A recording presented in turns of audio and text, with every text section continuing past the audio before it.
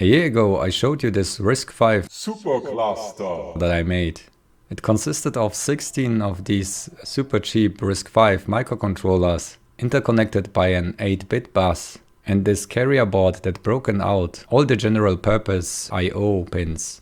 I gave every individual microcontroller a pink LED.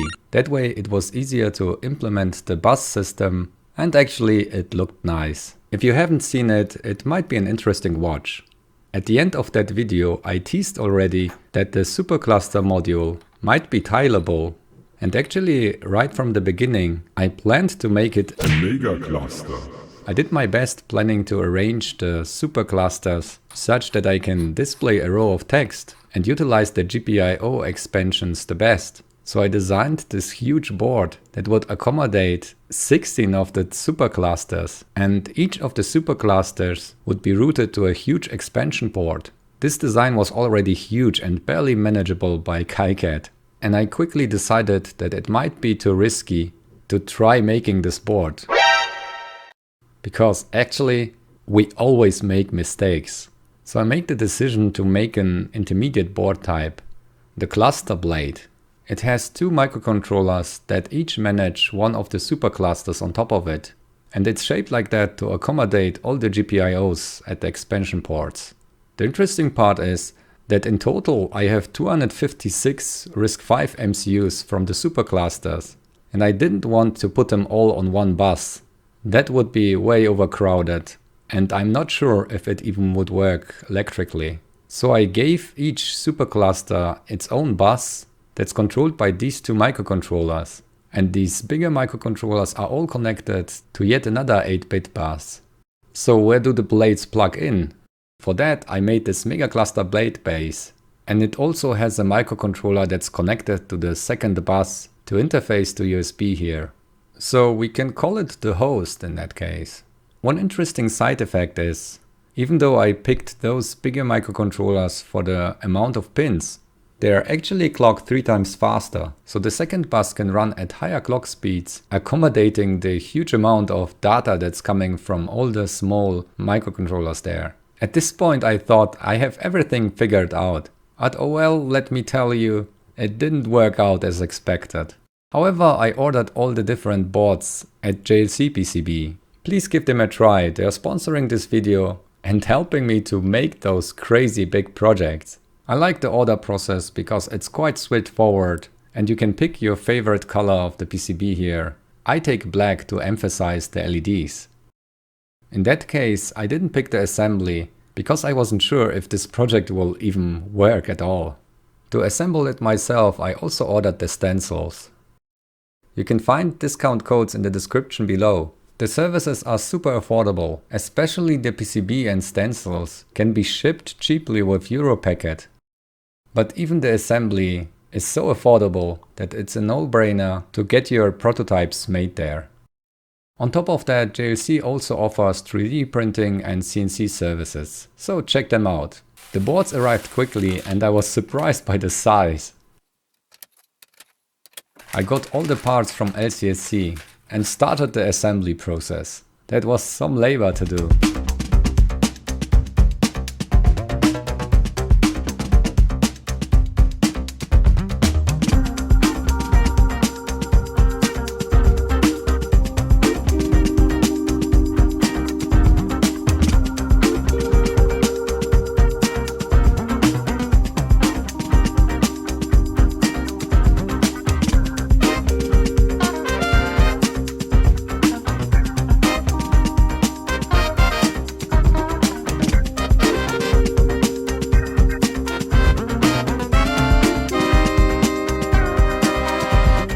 Then I continued with the blades.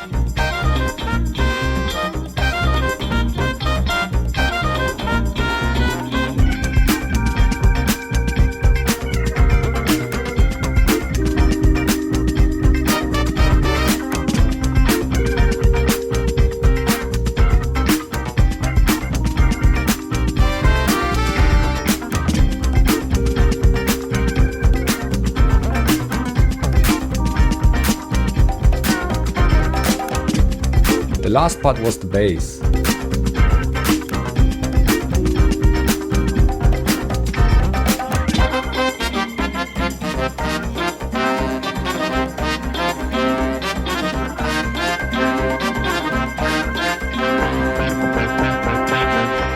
That worked out, and all the individual parts like the blades and the base were working. I just put a blink program on the superclusters and assembled this whole thing, and it actually looks mesmerizing. When you power it on, all the LEDs blink simultaneously. However, they don't have an external clock source, so the internal oscillator is always a little bit off, and that accumulates over time, and after a while they just blink randomly. At this point it looked like a success, however there was nothing implemented to interconnect the bus systems, and this is where I discovered a big problem. My bus system consists of a clock signal, 8 data lines and a command signal.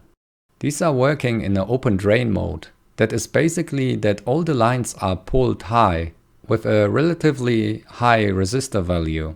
So whenever any processor that's connected to the bus want to interact with such a line, it can basically pull it low. So this way, if at some point two different components or processors are talking at the same time, they don't short anything because there is no active high. A message is just sent by pulling the command low and then sending the message. So any other actor on the bus knows if command is pulled low, a message starts. And also the bus is currently busy. However, to my shock, I actually forgot the command line for the second bus. I have no clue how I missed that one. So I needed to modify the bus system a little bit and repurpose the clock. Actually, the command line was a little bit redundant. Because the clock is only clocking when there is data passed on the bus, we know that if the clock is idle, that means the bus is free.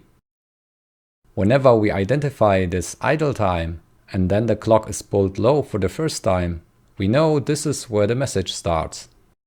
So I implemented this detection and kept the collision detection, which works fine. So if you missed the last video, a collision happens when two processors detect an idle bus and want to start a message at the same time. And the detection works that the processor sets the data at the falling edge and reads it back at the rising edge. If there is someone else talking on the bus, some other bits might be pulled low. By reading back, we can compare the byte, and if it differs, we just detected a collision and will try to send the same packet again. To not create another collision right away, we just add some random waiting time. So what happens if two processors want to send the same data? In that case, the packets will merge and the collision will be not detected. To accommodate for that, we just send the ID of the processor in the first 8 bytes. So a collision will be detected quite early. The second 8 bytes are basically the target of the message. If those are 0, it's basically a broadcast. This is the protocol in action. There are two processors that are basically broadcasting their ID, so there is no data attached. We can see the idle time before the packets, then zoomed in, we see 8 bytes for the unique ID, 8 bytes for the target, which is 0, so we broadcast it to everyone, and I had to add a checksum at the end. The checksum is basically an XOR of all the bytes that were sent. This way, in the case of a collision, other receivers that don't know that there was a collision can identify if the packet is valid. And this is a test with 9 MCUs on the bus. For a fair distribution, I added the randomized waiting time, and the seed for the random number generator is the unique ID itself, so it's guaranteed that everyone has a different waiting time. It was really amazing to run this test on the live stream. 9 MCUs, all on one bus, handling the collisions and delays, and everyone gets to send their handshake packet. Nice! And we are even able to catch a collision. Here is the case of a collision. That's amazing! All we wanted is to basically see that packets that collide or have a broken bus for whatever reason are cancelled. And this is what we can see here, not all bytes are transmitted. Someone called this project already a fiasco, but I seem to be able to work out the difficulties and finally managed to complete that. If you don't want to miss that, subscribe to this channel and maybe check out my Twitch channel or my live channel if you like to join the live streams. Big thanks to all my supporters. Thanks to JLCPCB for sponsoring this project, and I see you next time. Bye!